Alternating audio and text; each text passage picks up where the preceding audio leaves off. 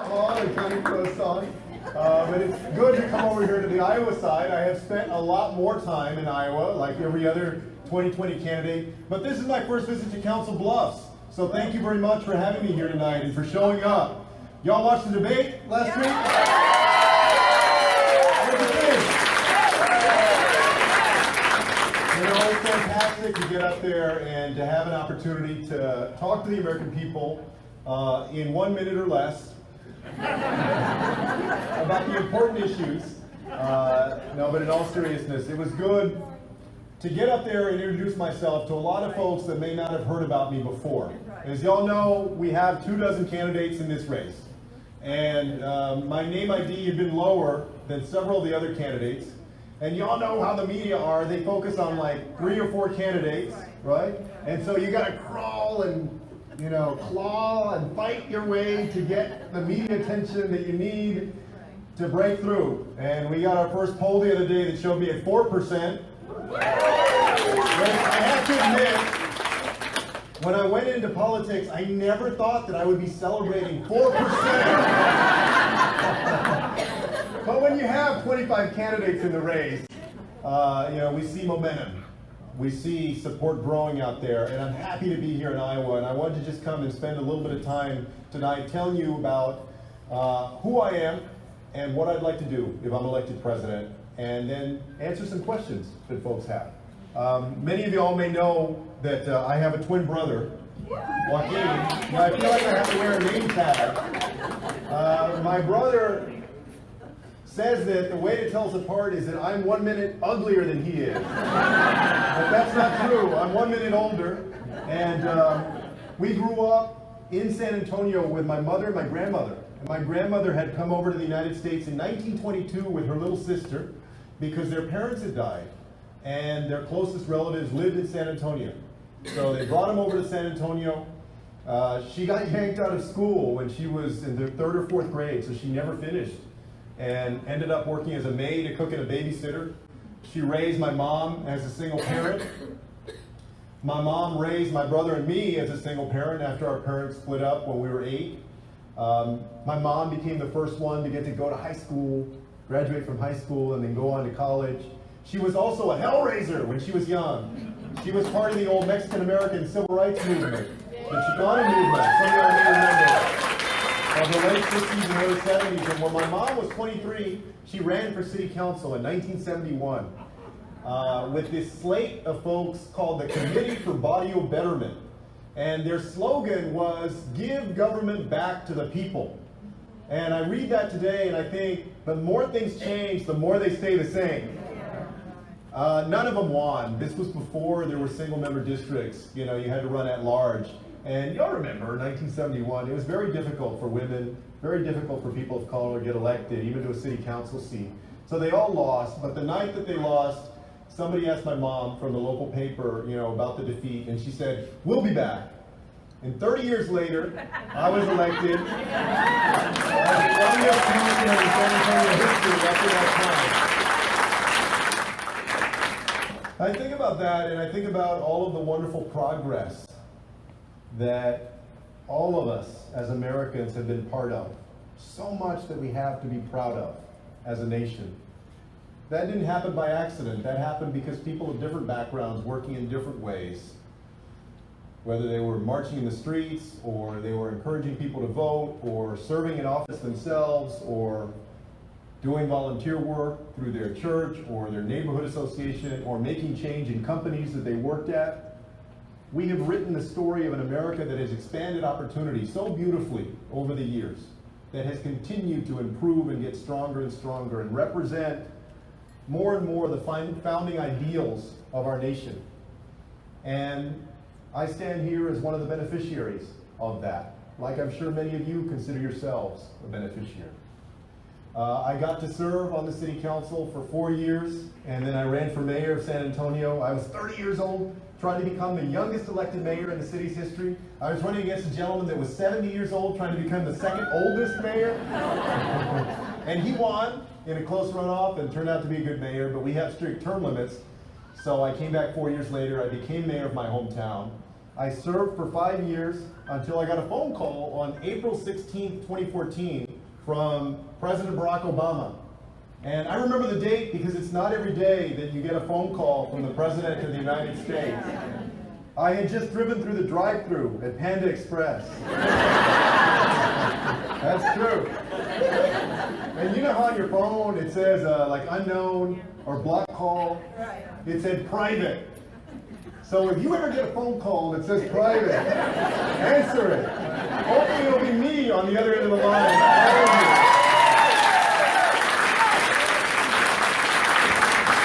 I did answer the call, and I ended up serving the last 2.5 years as Secretary of Housing and Urban Development in the Obama administration. During that time, I managed a department with a budget of $48 billion, 8,000 employees, 54 field offices across the United States. I had the opportunity to visit 100 different communities in 39 states, big cities, small towns, and to see how communities are grappling not only with housing, but with everything that is connected to that. The fact that where you live often determines the kind of education that your kid can get. It often determines the job opportunities that you have. The folks in rural Iowa know very well that where you live often determines the quality of the health care that you're able to access. As y'all have seen, rural hospitals close, or at least close some of the services that they offer, whether it's psychiatric care or OBGYN care. In places like Flint, that I visited as HUD Secretary and I just visited a month ago, it determines something as simple but important as whether you can drink clean water or not. And so I'm running for president of our country because I believe that it's time for new energy and new leadership with a new vision for this country that understands that in the years to come, in order to continue the beautiful progress that we've made together over the years, we need a president that will move us forward as one nation with one destiny.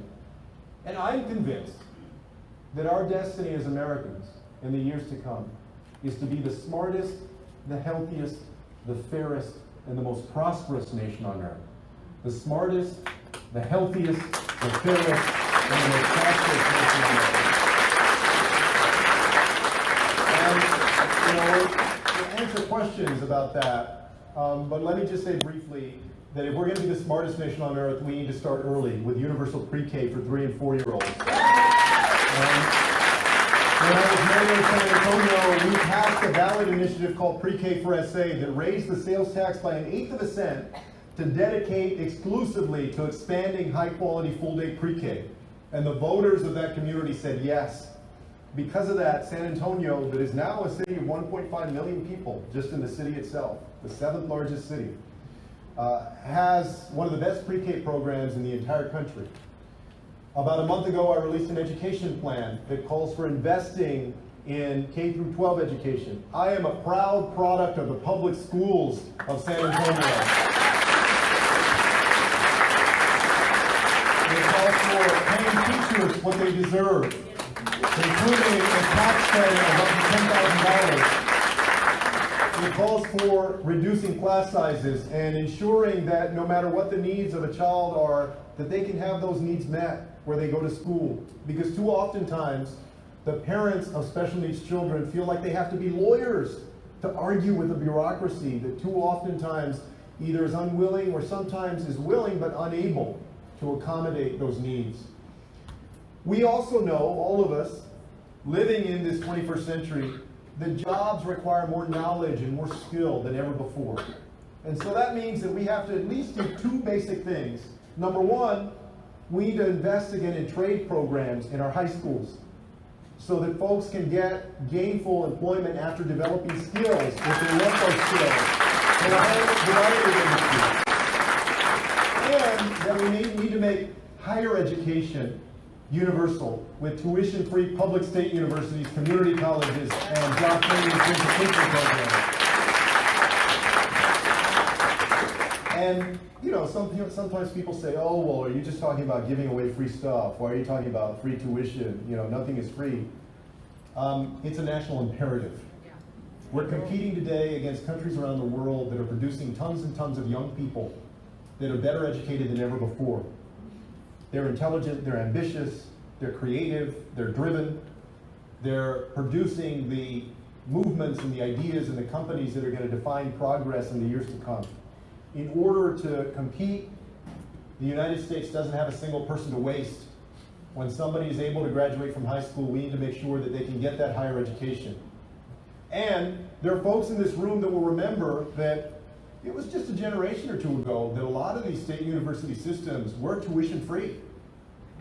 The University of California system until the late 1970s or early 80s.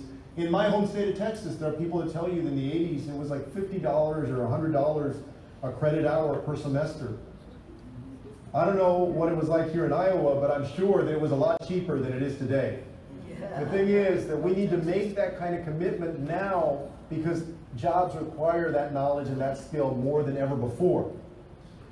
If we're going to be the healthiest nation on earth, we need to change our healthcare system. My grandmother that I mentioned that I grew up with, she had type 2 diabetes. And my brother Joaquin and I watched as she got older and we got older.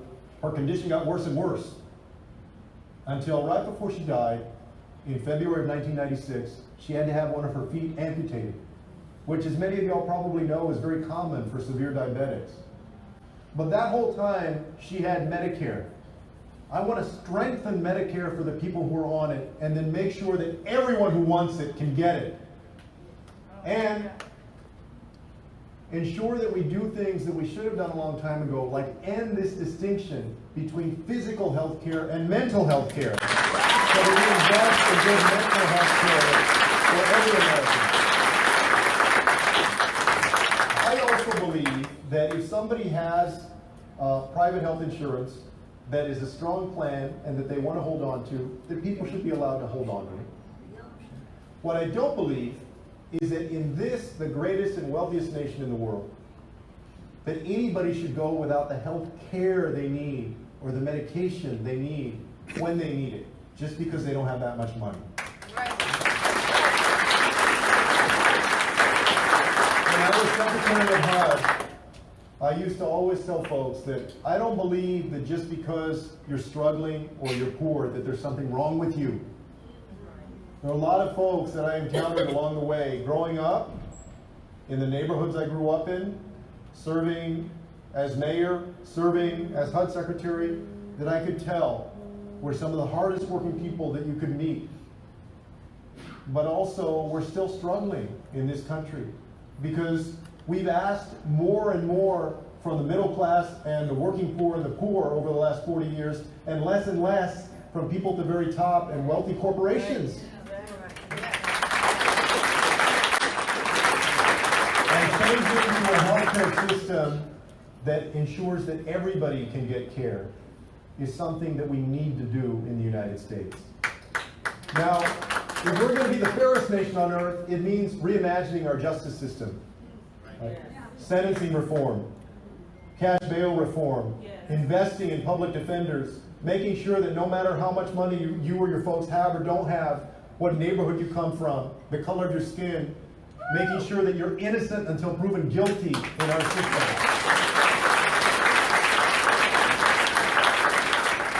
And I'm the only candidate that has put forward a plan for police reform. Now, I know because I work with a lot of good police officers that we have a lot of great police officers out there. But how many of these videos do we have to watch in this era of technology to know that we have a problem? As y'all have probably heard me say, you know, I visited Charleston, South Carolina not too long ago, and I was right near the Mother Emanuel AME Church when Dylan Roof went in and he murdered 9 people. And then a few hours later, he was apprehended by police without incident, as he should be. And then he was taken to trial and he's being punished. But it made me think, well, what about Eric Garner? And what about Laquan McDonald? What about Pamela Turner and Sandra Bland and Jason Perrow and Stephon Clark and Walter Scott and Tamir Rice and Michael Brown?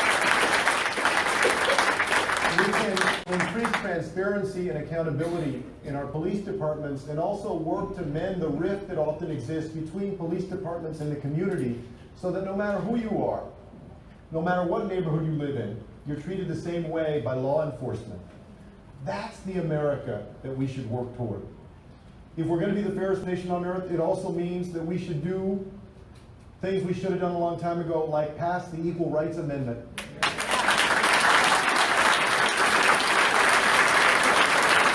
To ensure that women get equal pay for equal work. Did y'all see our national women's team won today?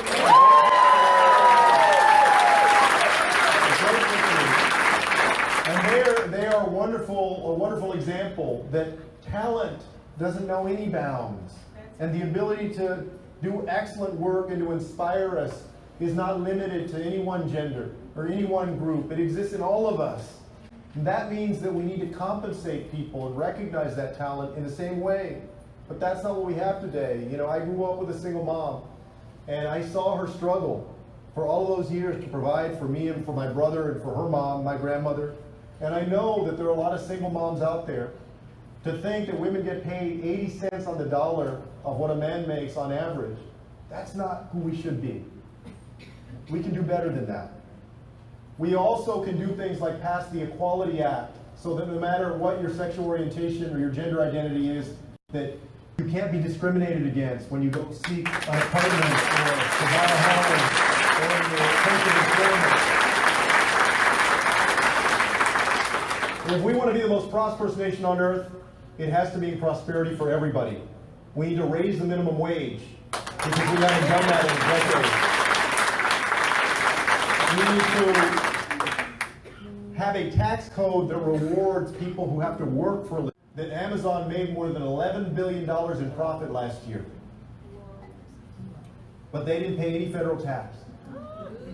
And you know, the other day, sometimes this happens, I'm sure this happens to you too. I couldn't sleep like at 2 a.m. You know, we're switching into a lot of different time zones these days. I was in Nevada the other day. I was watching a YouTube video of a 1988 debate of Democratic primary candidates. You remember the 1988 race? Some of y'all remember that? Yeah. You know, we had like Paul Simon and Al Gore. Because some of the folks here probably were at that debate. It was in Davenport by the Iowa League of Cities. And Jesse Jackson and a couple of other folks, Michael Dukakis obviously, that got the nomination. And Jesse Jackson mentioned that GE had made something like a $6 billion profit, but didn't pay any federal tax. I thought, wow. We've been dealing with this challenge for a long, long time. We've been propping up a system that asks more and more of you and your family, and does not ask the same from corporations that are doing very, very well. We need to turn that upside down. We need to turn that upside down.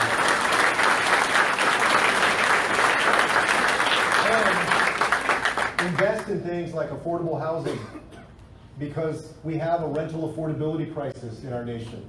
We have too many families that are spending 40 or 50 or 60% of their income in rent.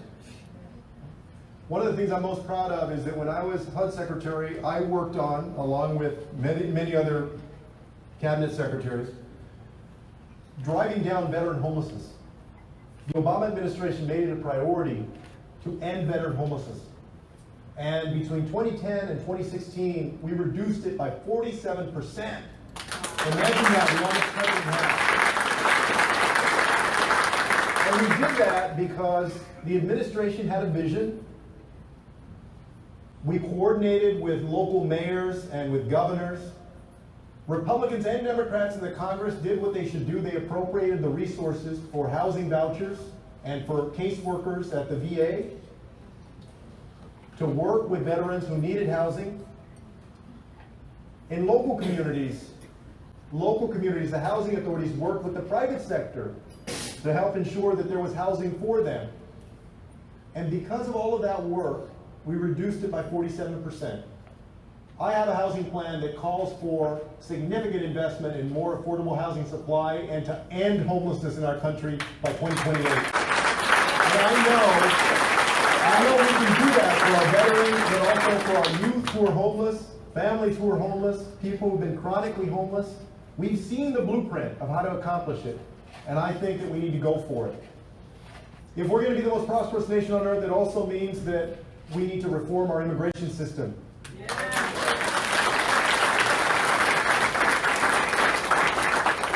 You know, this is probably the issue that I've gotten the most coverage on, attention on, and let me tell you why I've spent a lot of time on this.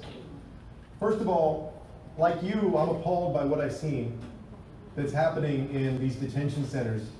And I know that that doesn't reflect our heart as a country. It doesn't reflect who we are or who we should be. I don't care if you're liberal or conservative, if you're a Republican, an independent, a Democrat. I think when you see those images coming out of the detention centers and you see the image of a father and his daughter face down in the Rio Grande River because they were seeking a better life. And you know that the history of this beautiful nation is that people throughout the generations came from Ireland, they came from Italy, they came from Germany, they came from China, they came from India, they came from Mexico, from all over the world. Sometimes they were fleeing violence, sometimes they were fleeing war, sometimes they were fleeing famine, sometimes they were fleeing religious persecution or other types of persecution.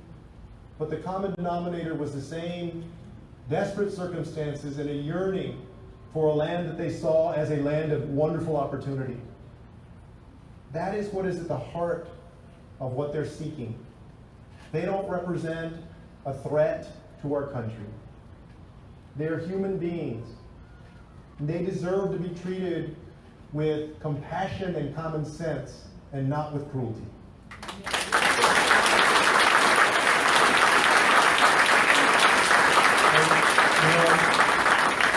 And I agree with those who say that we need to maintain a secure border. We have 654 miles of fencing. We have thousands of personnel at the border, more than ever before. We have planes, we have helicopters, we have boats, we have guns, we have security cameras. And by the way, most of these folks are not trying to run away. They present themselves. They want to be found because they're requesting asylum. So don't let anybody fool you that we can't handle this. We're a big enough nation to handle this. We had more people that were trying to come in the late 90s and early 2000s than we do today. We're big enough to handle this.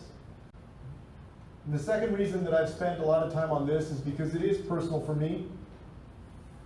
I grew up with a grandmother that had come from Mexico when she was 7. And you know, I never knew until 2 days before I spoke at the Democratic National Convention. Some of y'all may remember that I spoke in 2012. I never knew whether my grandmother had come here with papers or not. And then 2 days before I spoke, a genealogist out of New Jersey did the research and posted it online. You know, it turns out that her family had brought her at that time in 1922 and she had papers. The paper said, I think one of the things it said under reason for coming was to live. I don't think truer words have ever been spoken for any of the immigrants who have come to this beautiful country over the years. They've come to live, to try and achieve their dreams. And so we don't need to sell our soul. We should not ever sell our soul out of fear or paranoia. We can be better than that.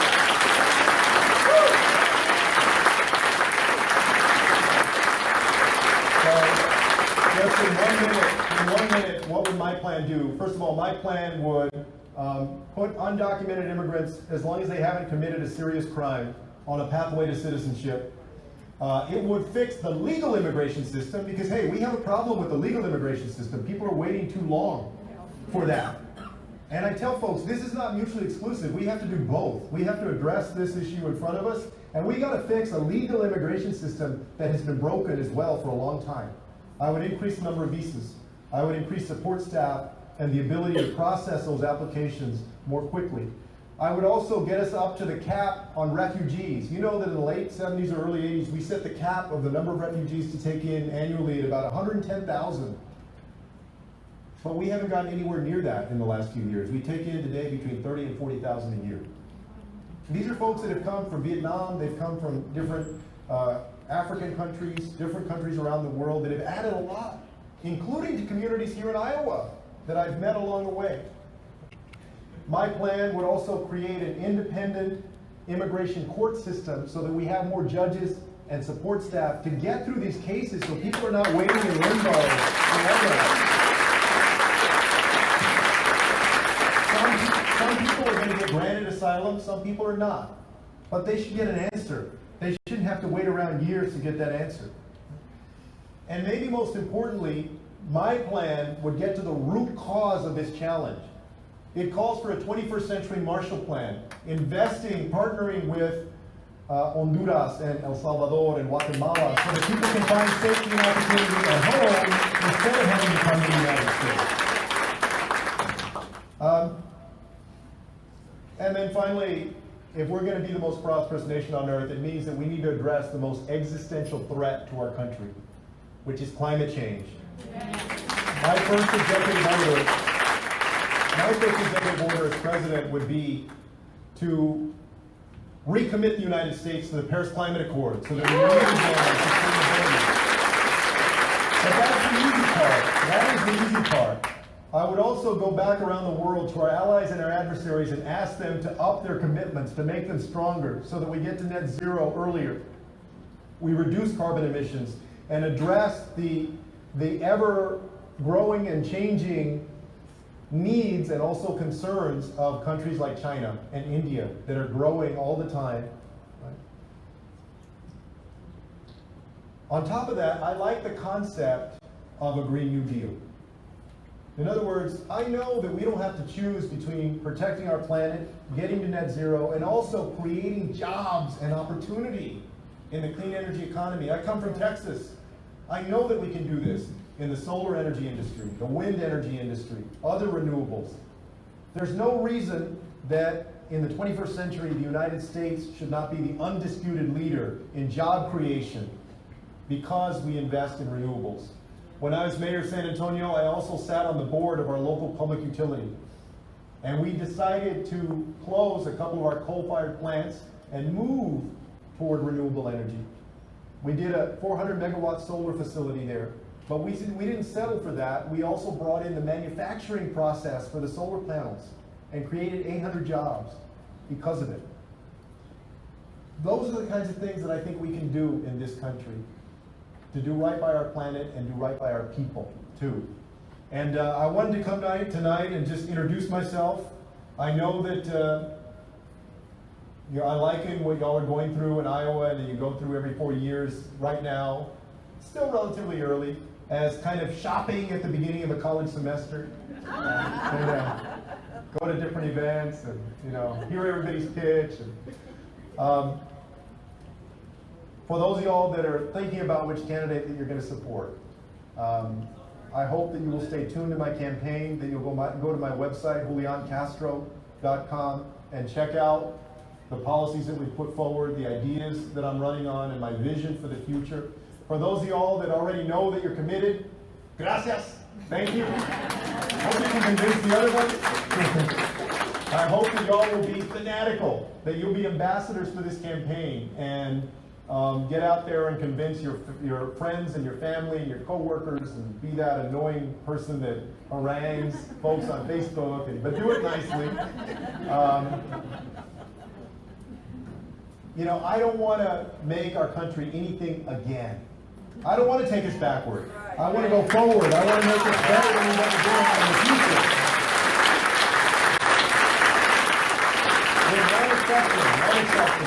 I want to restore integrity and decency to the Oval Office.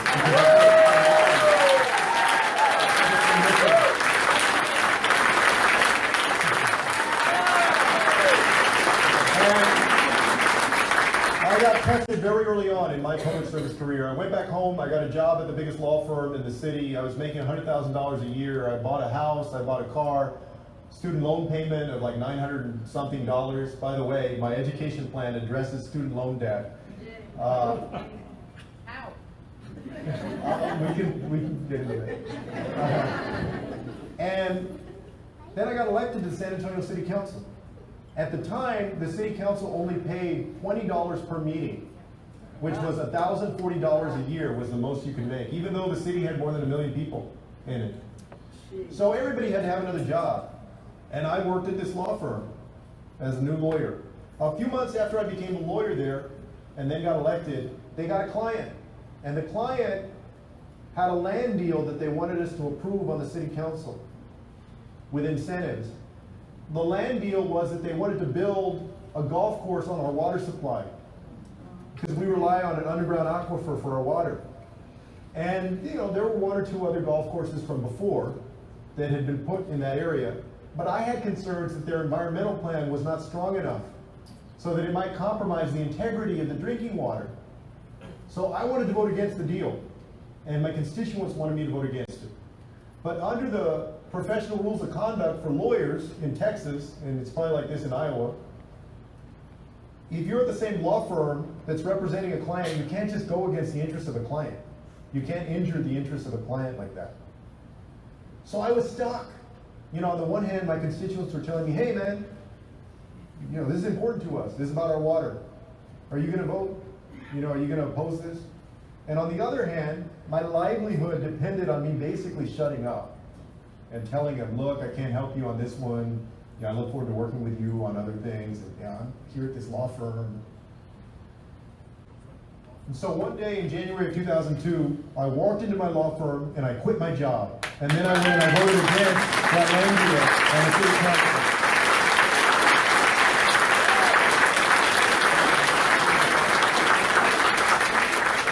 And I tell you that because before I ever went into politics, I worried that I would have to change who I was in order to succeed.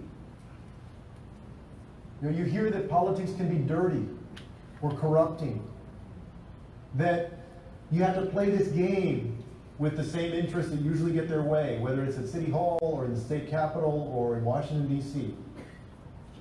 And I was proud, I was happy that at that young age, at 27, when that first test came, that I stood up and did what was right for the people that I was there to represent. And my house went into the foreclosure process. My loans, I got behind on them. Credit card payments. My car almost got repossessed. Had bill collectors calling. Thank God for caller ID. Hopefully nobody here has had that experience, although I bet that some people have. Right? But I was fine. I had my law degree. I was able to pick myself up. You know, my brother and I had our own little law firm for a time, and I worked at another firm that didn't have those kinds of conflicts. There's nobody that gets tested more than the President of the United States. And I want you to know that if you elect me president, that I will work hard every single day for you and for your family, so that you can have good health care when you need it, so that your children and grandchildren can get a good education and reach their dreams the way that I feel very blessed, like I'm sure many of you do, to feel like I've reached mine, and so that you can have good job opportunities, whether you live in a big city or a small community, because you have a strong partner in Washington that will keep their eyes on the ball of creating economic opportunity in this country. I'm not taking any money from federal lobbyists. I'm not taking any money from PACs, corporate or otherwise. So that you can know, if I make a decision, that decision is being made because I believe it's in the best interest of our country and of you and your family, and not because somebody gave my campaign a whole bunch of money. But that means that I need you. That I need your support. Not only the $5 and $10 contributions, but also your word of mouth. You're talking to your friends and to your family and spreading the word. I don't have the most money right now in this campaign, but we have a lot of spirit. And if you wonder what the difference is between me and many of the other candidates, I hope you've seen in this campaign that I've been fearless. I've been bold. I haven't been afraid to take on Donald Trump on his signature issue of immigration or anything else. I hope I showed you last week in the debate that I can go in there and go toe-to-toe and come out on top. If you need a nominee, 2020 with Donald Trump. And I believe that with your help, that little by little, if I go out there and do what our families do, which is to work and to scrap and to not stop, that by the time y'all caucus on February 3rd, that I can win the Iowa caucus and then go on and win for Tuesday, including in my home state of Texas on March 3rd. And go on and win the nomination and beat Donald Trump on November 3rd, 2020.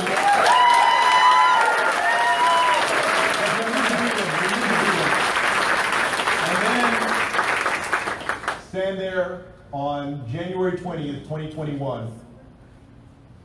And I said, you know, that people asked me, well, what's the first thing you would do if you're elected president? I said, you know, that I would sign that executive order on the Paris Climate Accord. But I told folks that my favorite moment would actually come a few hours before on that day when it's traditional for the incoming president to usher out the outgoing president.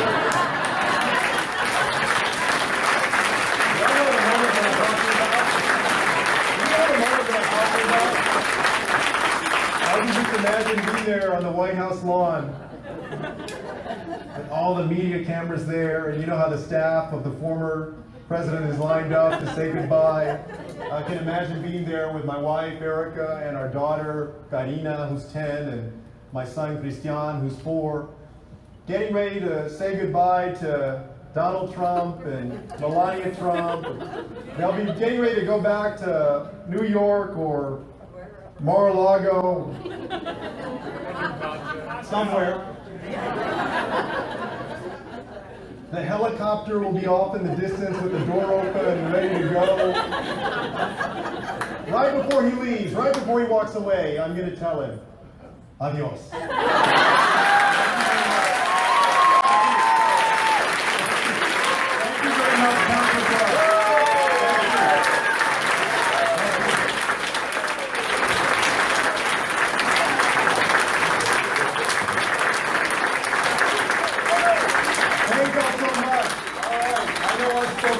So we'll take questions now.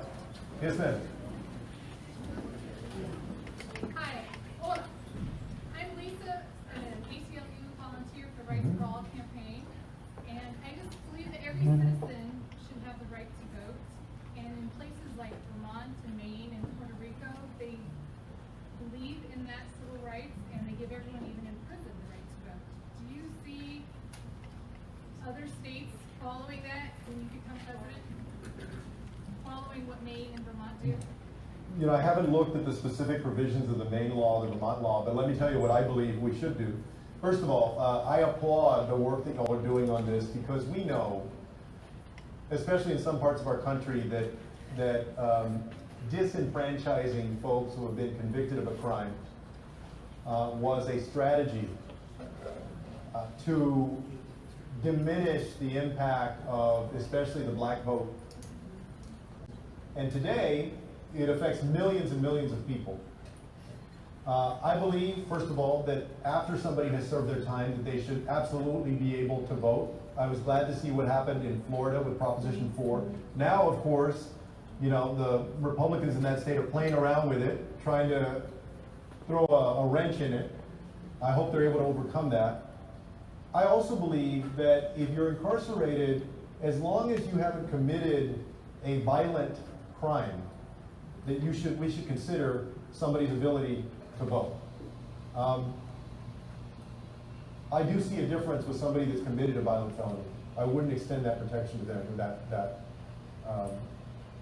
same ability. I think once they serve their time, then they should be allowed to. But extending it to folks except that group would, I think, do justice to democratic participation and undo the impact of those policies that were meant to disenfranchise specific types of people. Right? We need to get past that. But thank you for the question. I'll go straight back and then we'll go here. Yeah. So with 25 candidates, a lot of people put out proposals. What's one of the proposals from the other candidates that you like? Thank you for the question. There are actually a number of proposals that I like, but I'll be specific. I like Senator Warren's proposal for basically universal child care. First of all, let me acknowledge that Senator Warren has done a tremendous job with her policy proposals. I talked to her not too long ago, and I told her, you know, we're trying to keep up with you. You're setting the pace right now. But don't worry, we'll get there. But what I like about her proposal for child care is that, I mean, y'all know how expensive it is. In some places, a year of child care is more expensive than a year of college. How in the world is that possible? You know, I have young kids. My wife Erica and I, like I said, have a 10-year-old and a 4-year-old. I remember that affected what we did, you know, in D.C., how we sort of thought about, okay, where was our daughter going to go to school, and we had our son when we were in Washington, D.C. Now, he's in child care now. He's gone to this Catholic learning center, like my daughter did a few years ago before she started school. But it's expensive. It's expensive, and it holds back the ability of a lot of people to get into the workforce or to get ahead. And so I'm a fan of what she's put forward. I also like other proposals that people have put forward on affordable housing and a number of other things. I really have to say, if I were just in the position of being a voter, y'all have an embarrassment of riches of people who are very talented, who are committed to improving our nation, who are honest, sincere, and I think that, remember I was telling y'all, I was looking back at this 1988 debate and, you know, thinking, oh, look, you know, I did notice that they spoke a lot more technically about the programs. They were talking about UDAG funding and a whole bunch of other stuff. But there was a lot of sincerity and a lot of talent and a lot of great ideas that have been put forward. So y'all have a lot of sorting out to do. Yeah. I said I would go here, yeah. Hi. So the right to choose and reproductive health care is something that is very important to me. How do you plan on protecting that, not only for women, but also for trans people? Yeah, thank you for the question. The other day on the debate stage, I spoke to this, and you know, also apparently was the first presidential candidate to include the trans community when we talked about reproductive rights. I said that I want us to make sure that we embrace not only reproductive freedom, but reproductive justice. So what would I do? First of all, I would appoint judges to the federal bench at the district, appellate court, and if there's the opportunity to Supreme Court level, that understand the value of Roe versus Wade and would vote to uphold it.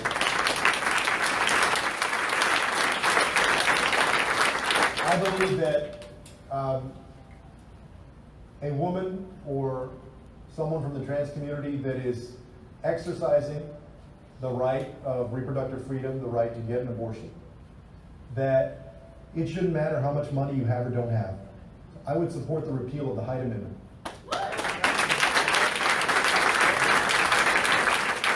And we would do what we can to push back on these states that are trying to infringe on that right. Some folks have suggested, for instance, and asked whether I would support codifying or putting into law legislatively Roe versus Wade, and I absolutely would.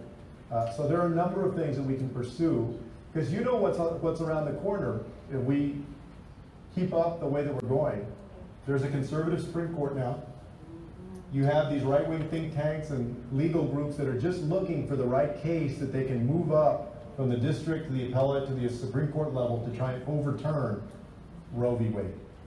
So we need to be just as methodical, just as determined, and creative in ensuring that we protect that right, and I'm committed to that.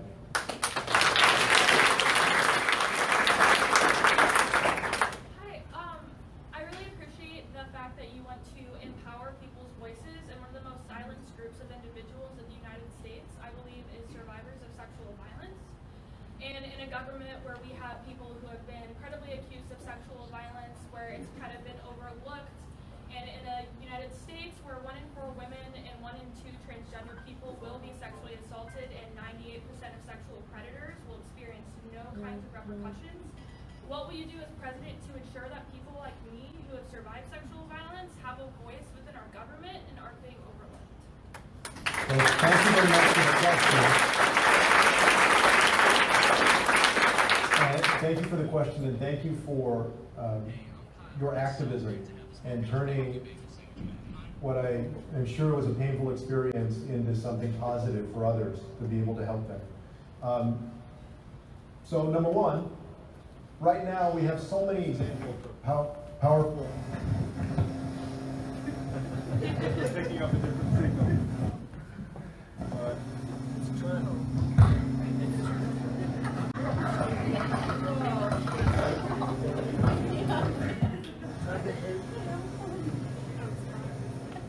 Is this working?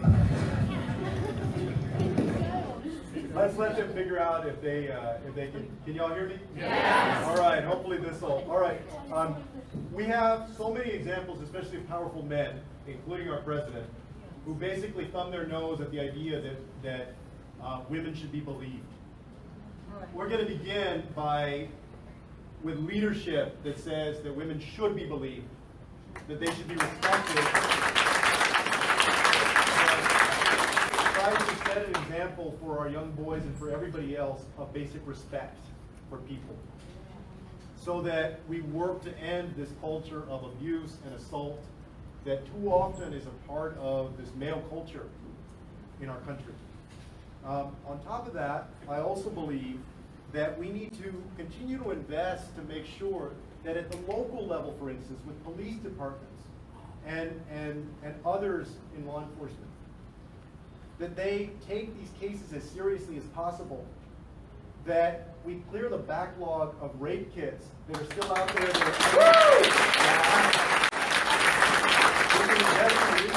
that. And also that we hold people accountable for their actions.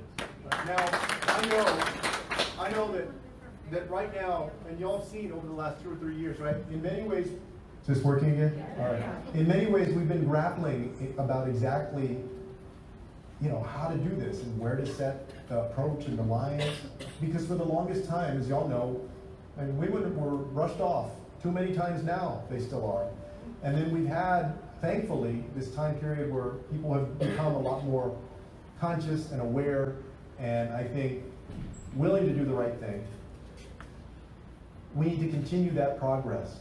I will consider that progress to really be solid when every human resources department in a public, nonprofit, and private sector organization takes these things seriously.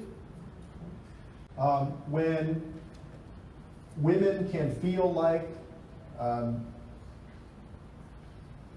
if they report something that's happened, that it's going to be taken seriously, and they're not going to be, blamed or written off or not believed, and that the resources are out there to make sure that there's accountability, both in our laws and also in how it's treated. So those are some of the things that I would do.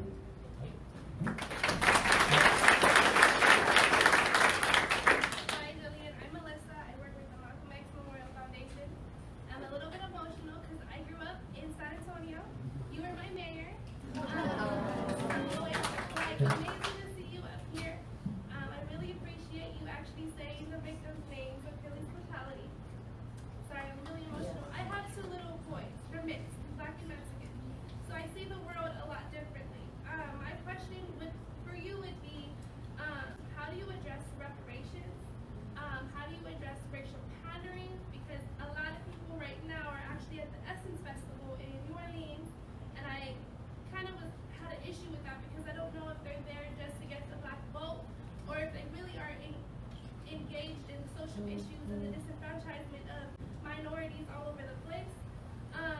But yes, I also want to say Julian Castro is an amazing mayor. He was amazing with President Obama, and right now San Antonio is one of the best places to live for minorities, for Black people, and there is a Black mayor woman there. I don't know if she's there now, but she was there last time I checked. So it's amazing to see you there, and I appreciate it. I literally could not stop crying when I saw you. So thank you so much. Thank you very much.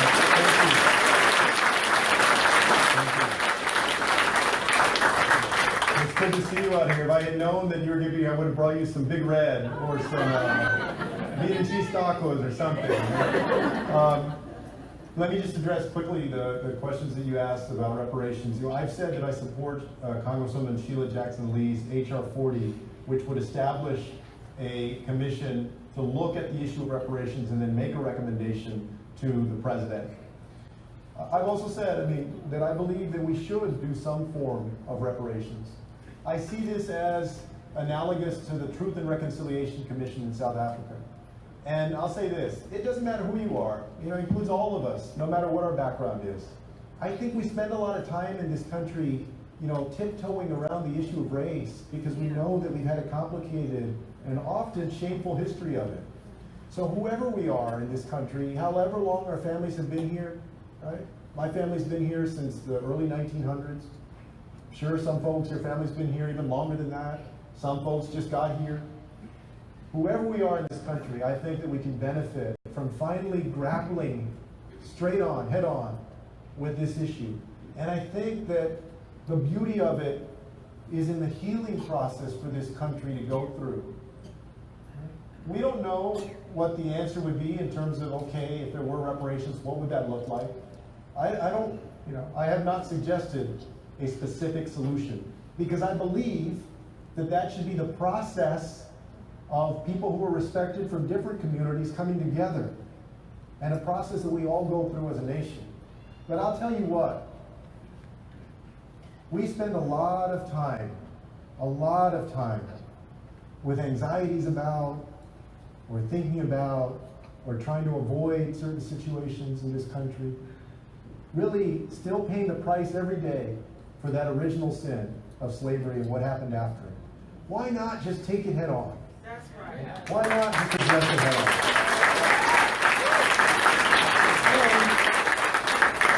on? And do it in an inclusive way, where everybody's voice is respected, where everybody is part of the solution.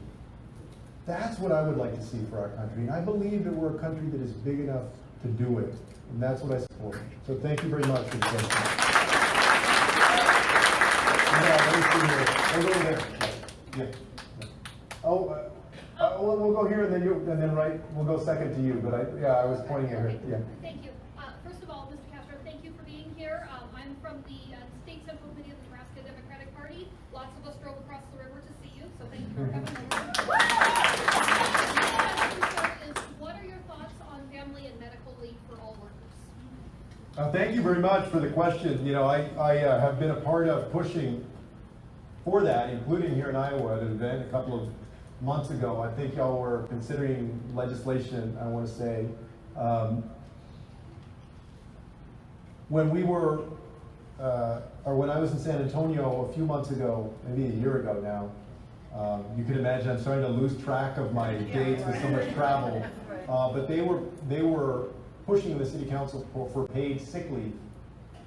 I believe that we should have more family and paid sick leave, medical leave, all of that. It makes sense for businesses because you want your workers to be healthy. When they're healthier, they're more productive. They actually will miss less days if you give them those days. In the long run, they'll miss less days. We can do it in a way that respects small business, that recognizes, okay, we need to design these laws in a way that works for small business. And then fundamentally gives people the opportunity to take care of themselves and their family members. If we believe in family values, then we need to treat our families right. That's what I believe. And yes, go ahead. Democrats are criticized for being socialist, elitist, and too far left. What can we do to attract middle class and independent voters, people who are not committed to Trump? Yeah, thank you very much for the question. I have a lot of thoughts on that, as you can imagine. Let me just say that for a long time, folks on the right wing have been calling Democrats socialists. I mean, y'all have seen it, the folks who have lived a certain number of years. You remember when Reagan was calling Medicare, socialized medicine? Right now, the president is using the word socialism, especially to try and win over voters in Florida, because he thinks that using that phrase is going to scare people who are here Venezuelan Americans or Cuban Americans or others who just hear that word and he thinks they're going to be turned off. Nobody that is running is talking about turning this country into a socialist country. What we're talking about is a robust 21st century safety net that's in keeping with what we've done in this country for so long. Free public education, things like Medicare, Social Security, public housing, what used to be a lot of tuition-free state universities. So the things that we're calling for are not radical. They're in keeping with the American tradition. What I think we have to do, to answer your question, is that we have to describe them and talk to people in a way that resonates with their needs, what they need as a family, as a community. You've noticed that I spend a lot of my time not talking about Trump, but talking about you and your family. Getting a good job, having health care when you need it, housing, and education. We need to focus on those things and keep the focus on the voter and his or her family, and not get caught up in going back and forth with Donald Trump, even though he makes it hard. But I do believe that especially in so many of these communities, like in Iowa, where y'all have seen how his erratic trade policies have hurt people. You've seen, the difference that solid leadership makes versus erratic leadership. I think that we have an opportunity to appeal to the direct interests of families out there.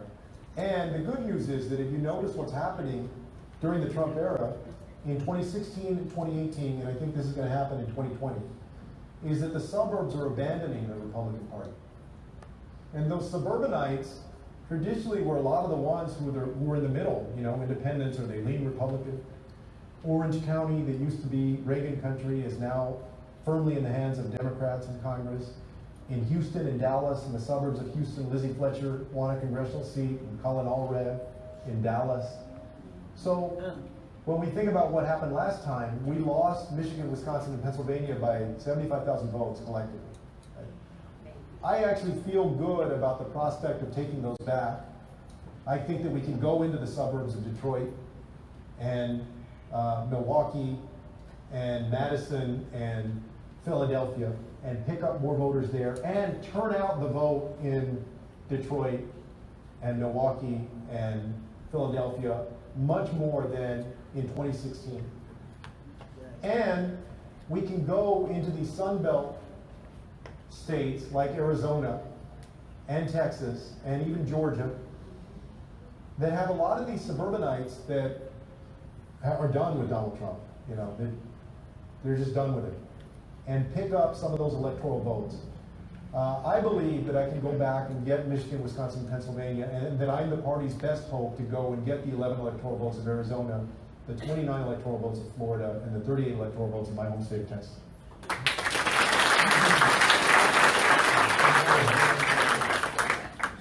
you want to get the suburban vote.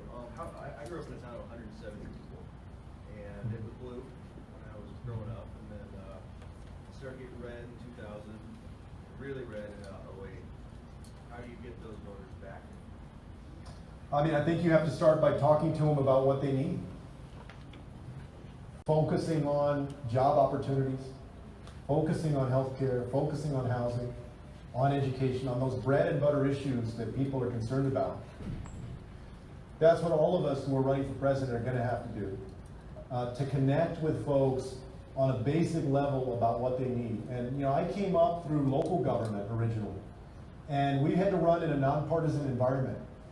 Obviously I've been a Democrat and I'm progressive, but I had to knock on the doors of people that were Republican and people that were conservative and talk to them about everything from stuff as simple as code compliance issues and sidewalks that they needed to, okay, well, what were we going to do to create more jobs in the community? What were we doing about police protection and fire protection and everything else? To learn to connect with folks and try and find that common ground. And I believe that I can go and find enough of that common ground to reach out to people. And, you know, it's not easy because we have a president that is very good at dividing people. He sets these lines and then he tries to divide. But I think that the weakness there is that he doesn't inspire. You can inspire, and I think through inspiring you can overcome that division in small communities and in bigger cities. Yeah. All right, and maybe one more question after this. Yeah. Thank you so much, Secretary, for being here. I'm with the Nebraska Democratic Black Caucus.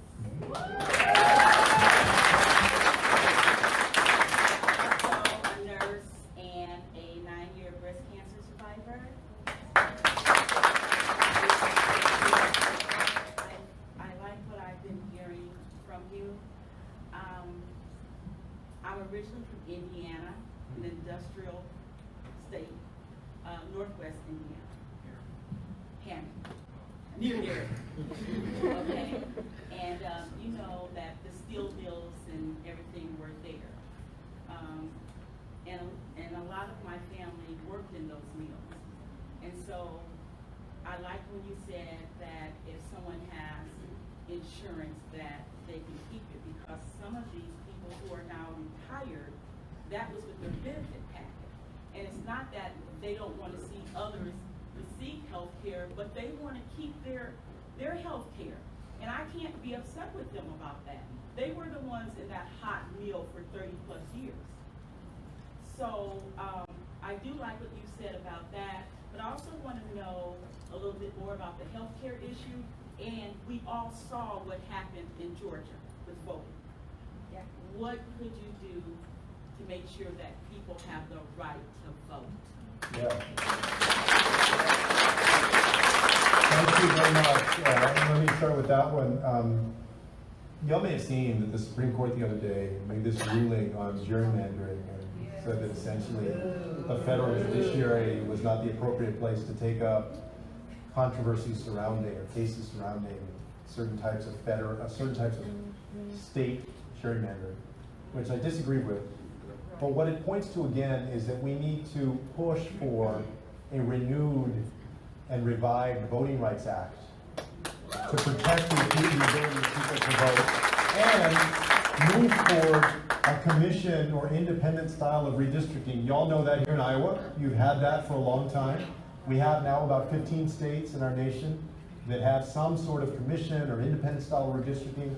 I support the legislation that's in Congress right now. I think it's H.R. 1 that would make a number of reforms, including that one, so that states would go to that type of redistricting. I don't want the politicians choosing their people. I want the people to choose their politicians. We also need to do things like overturn Citizens United, so that don't hold so much sway. I also believe that we need to make Congress subject to the Freedom of Information Act, because right now they're not subject to FOIA. You know, if you want to get the emails, the correspondence of your local city council member or your state representative, you know, your governor, you can often do that. But Congress made itself exempt from the Freedom of Information Act. So the people getting lobbied the most, with the most powerful of special interests, made it so that you have no visibility. It's opaque. You can't see what's happening in their offices. That is crazy. I would change that.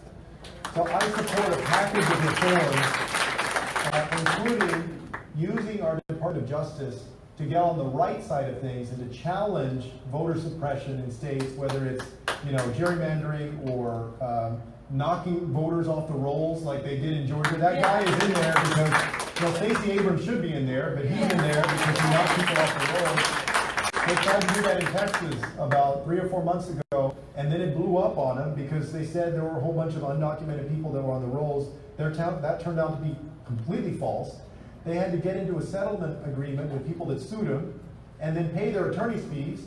Basically, it's an acknowledgement that they did wrong and drop their attempts to drop these people from the rolls. That's the kind of junk that we're having to deal with. And I would use our Department of Justice, obviously in every legal way, but productive way, to oppose those kinds of things.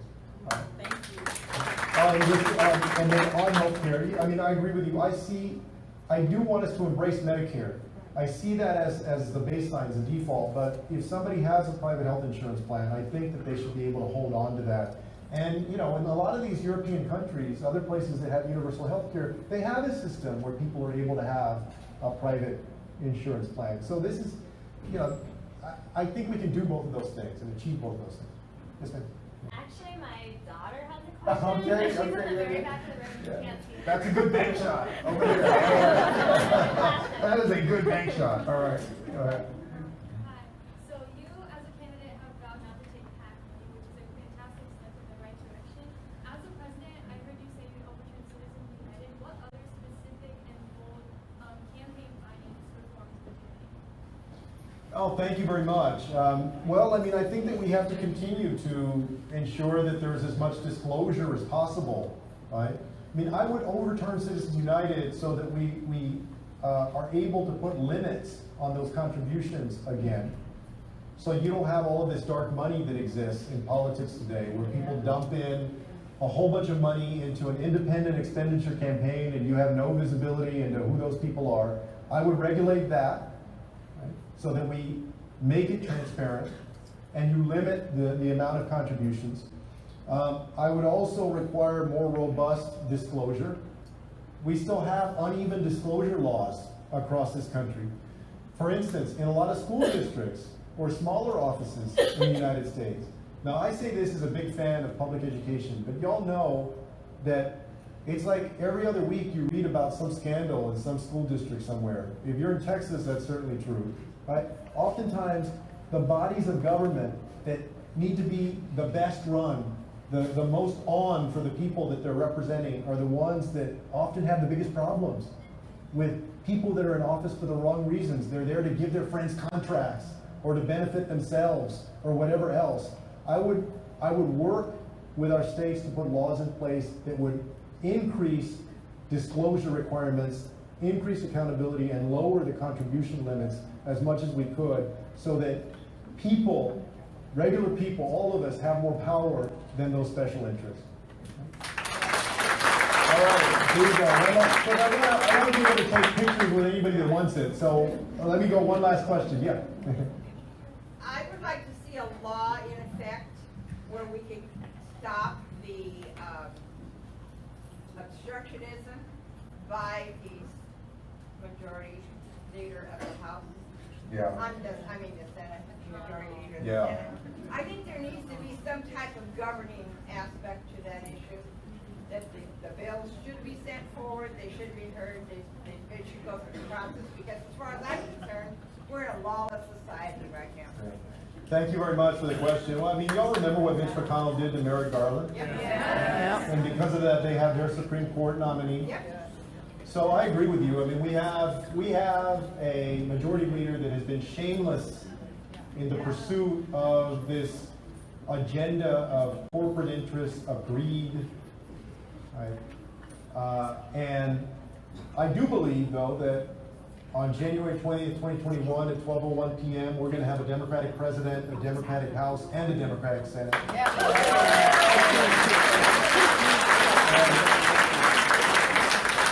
And I'll tell you what, you know, and I know some people agree with this, some people disagree with it, but if the choice for me as president were between healthcare coverage for everybody in America or that 60-vote Senate rule that is nowhere in the Constitution, that both parties have abused when it suits their needs, I would choose universal health care coverage instead of that filibuster. I would break that. I would also do that for things like universal pre-K and for reforming our immigration system. And the standard that I use is, as long as there is a default standard we can go to, and we all agree on 50+1, then I'm comfortable doing that. That doesn't mean that we shouldn't work together. I think we always need to look for common ground, and that's what I've shown when I was mayor, when I was HUD secretary, willing to work with people from a different party. But we can't be held hostage when it comes to serving the American people to folks that are just going to get in the way. You remember what he said, that he was going to make Obama a one-term president. Yeah. It doesn't matter what you do. If the attitude is, it doesn't matter what I'm going to do, you're just going to try and stop me, then no, I'm going to work for the American people, and that would include jumping over that filibuster. Okay, y'all. I'll tell you that. We're going to take pictures now. And, you know, we can do it briefly if somebody has a question for me. Although, please don't 300 people ask me. But I'll try and answer some along the way. Thank you all very much. Gracias. Thank you.